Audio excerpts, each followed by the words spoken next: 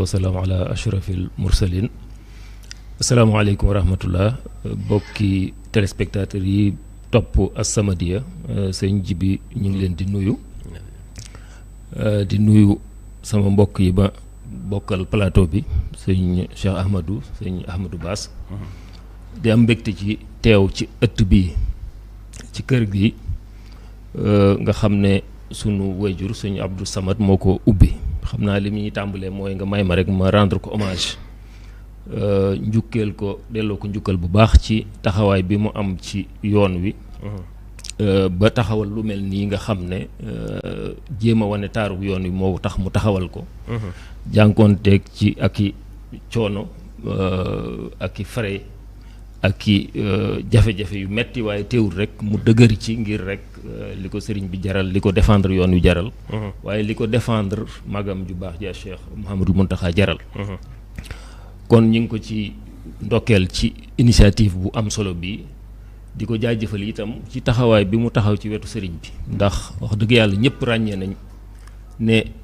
jamono lu mu metti metti, xat-xat lu mu am ci réew mi, moom ak ñeneen danañ leen di gis ci wetu sëriñ bi. ñuy taxaw ci wetam di ko défendre, di défendre deram. ndax réew mi saa yu amee jaxasoo rek sëriñ bi di suñ kilifa di sëriñ Touba, ndax jëmm ji moom la, waaye institution la itam muy xilaafa gi. bari na ñoo xam ne dañ koy tuumaal, bari na ñoo xam ne dañ koy sosal, bari na ñoo xam ne itam dañuy wax ci moom te nekkut fañ koy tudd. kon nag suñu amee ku mel ne Serigne Abdou Samad moom nga xam ne saa su nekk mi ngi taxaw ci défendre Serigne, ndax bari na sama maas gi ñoo xam ne su problème amee wala jafe-jafe am dañuy, li gone yi wax, dañuy waaf. wala dañuy dem fu sori, wala ñu tukki, wala ñu jafee jot. waaye daal su yombee da nga leen gis ci wetu sëñ bi, suñ yaakaaree njariñ ci wetu sëñ bi da nga leen ci gis. waaye malheureusement su jafe-jafe amee taxaw temm ci défendre deru sëñ bi jotee, ñaare doo leen gis. te sëñ Abdou Samad moom wax dëgg yàlla bokkul ci ñooñu. ku taxaw ci wetu sëñ bi la, ku koy dëgëral la. ñu ngi fàttaliku 2021 bokkoon na ci ñi néew ñi nga xam ne génnoon nañ def ay communication ngir rek leeral taxawaayu sëriñ bi. te boobu ñu baree bari umpale woon nañ ko, te loolu soxla woon nañ ko, taalibe yu baree bari ci lañ féexe. kon loolu ñu ngi ko ci ndokkeel, di ko ci jaajëfal. li nga wax ci wàllu actualité bi itam, ndax effectivement émission bi biñ ko jàppee yàgg na. thème bi biñ ko naree waxtaanee yàgg na, waaye xëy na émission soo ko jàppee xew-xew am, actualité am, faaw nga àddu ci. xëy na liñ ciy àddu du mën a bari ndax actualité bu récente la, yàggul. xëy na recul bi ñu war a am ngir analyser ko, xalaat ci xeltu ci, mën naa bañ a xóot lool. waaye daal mën nañ cee wax sunu gis-gis. benn bi mooy, li ci jiitu mooy jàpp nañ ne man duma juriste, waaye juriste yu mag yi nga xam ne yëpp déglu naa leen, dafa mel ne dañoo wane ne droit mayewul ñu mën a reporter élection yu mel nii, ndax mësta am guléet. kon juriste yi nga xam ne mënees na leen a doy la ñu ci bari wax nañ ne reportu élection yi wërta mën a nekk, ndax constitution bi mayewu ko. ndax constitution bi dafa tënk ne président suñ ko falee day am app boo xam ne su jeexee jeex na, kenn mënatu koo yokk. d'ailleurs li koy wane rek mooy bi mu waxee ne mandaam bu njëkk ba doonoon juróom-ñaari at, moom daf ko bëgg ñu wàññi ko ci juróom, mu def juróom rek. bi mu demee conseil constitutionnel dañ ko ne juróom-ñaari at yi mënoo koo wàññi, lu nit ñi jox la daal moom faaw moom ngay def, waaye mënoo yokk, mënoo wàññi. ginnaaw mënutoon a wàññi boobu nag normalement juriste yi li ñu wax mooy wërta mën a wàññi itam. loolu benn la. beneen bi mooy ku ne xam na ne réew mi bari nay jafe-jafe ki coono. xale yi nekk ci prison yi, économie bi taxaw, daanaka mën naa ne ñetti at a ngi nii depuis 2021 réew mi dafa taxaw ci lu baree bari ci wàllu koom-koom, ci wàllu croissance, taux de croissance ñëpp gis nañ ne wàññeeku na. pétrole bi waroon a démarrer sax am na retard ba nee nañ daanaka fekk at xëy na ci lay démarrer waat. ci lay démarrer ndax loolu lépp rek xëy na dafa ay conséquences la ci xew-xew yi am ci réew mi, jafe-jafe yi am ci réew mi ci wàllu politique.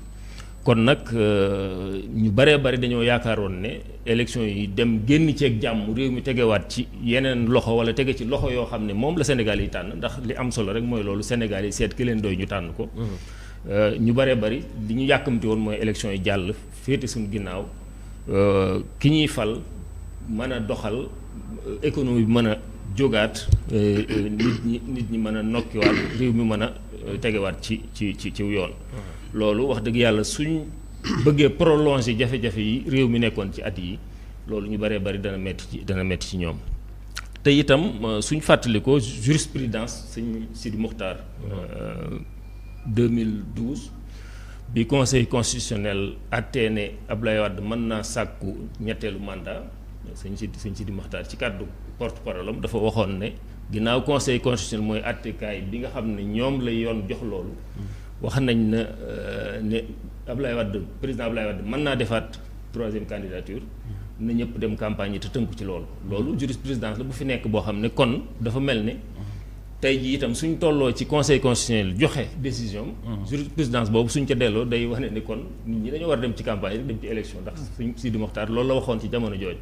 kon yaakaar naa loolu itam war nañ ci bàyyi xel kon daal sama tënk yaa ngi tudd ministre yooyu fi ñëw loolu xëy na awma ci information yu xóot yu leer waaye li ma ci mën a wax rek mooy sëriñ bi daal kilifa la waaye itam mag la am na yoo xam ne wax na lu leer ci ne nañ ko may ci jamonoy politique ci wàllu